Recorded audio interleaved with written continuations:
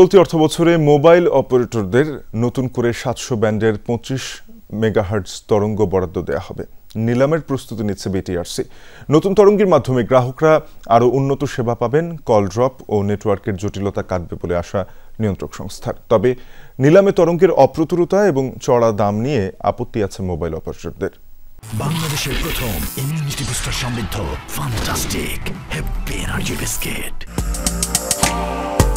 Mobile phone সেবার অন্যতম অনুষঙ্গ তরঙ্গ, যার মাধ্যমে গ্রাহক প্রান্তে পৌঁছে যায় ভয়েস ও ইন্টারনেট সেবা।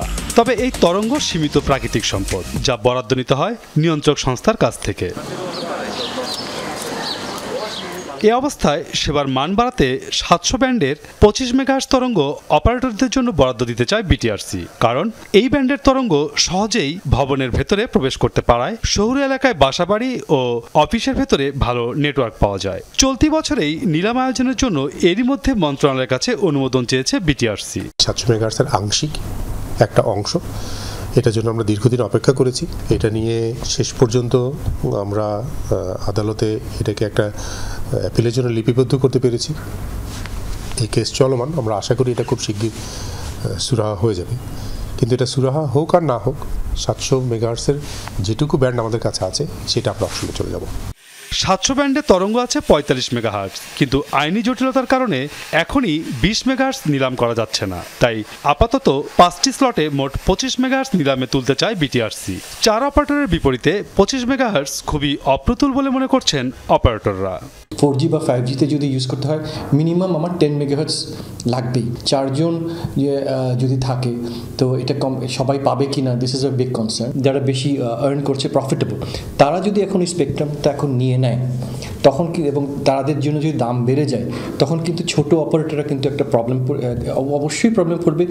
তরঙ্গের দাম হ্রাসের প্রস্তাব দিয়েছে অপারেটররা। তাদের দাবি, চড়া দামের প্রভাব পড়ছে গ্রাহক সেবায়। সরকার যদি স্পেকট্রামের দাম কমায়, আমি যদি বেশি স্পেকট্রাম নেই, আমার কিন্তু ইম্পোর্ট কম হবে। আমাকে তখন কি করতে হবে? এখন কি হয়, আপনি স্পেকট্রাম বেশি রাখছেন, আমি স্পেকট্রাম না কিনে আমি কিন্তু ইকুইপমেন্ট বেশি কিনছি। ইকুইপমেন্ট বেশি কিনলে টাকাটা কোথায় চলে যাচ্ছে? দেশের বাইরে চলে যাচ্ছে।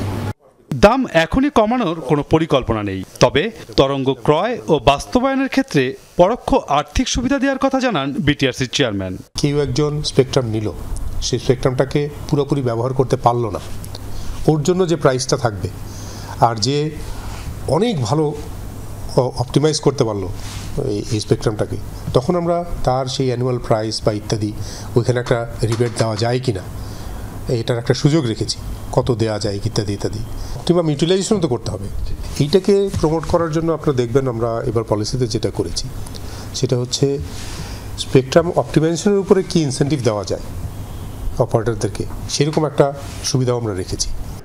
৭০০ ব্যান্ডের নিলামে এক অপারেটর সর্বোচ্চ ১০ মেগাহার্টজ তরঙ্গ বরাদ্দ নিতে পারবে। প্রযুক্তিবিদরা বলছেন, আইনি জটিলতায় এই ব্যান্ডের ২০ মেগাহার্টজ তরঙ্গ অব্যবহৃত থাকায় সরকারের রাজস্ব ক্ষতি প্রায় ১০,০০০ কোটি টাকা।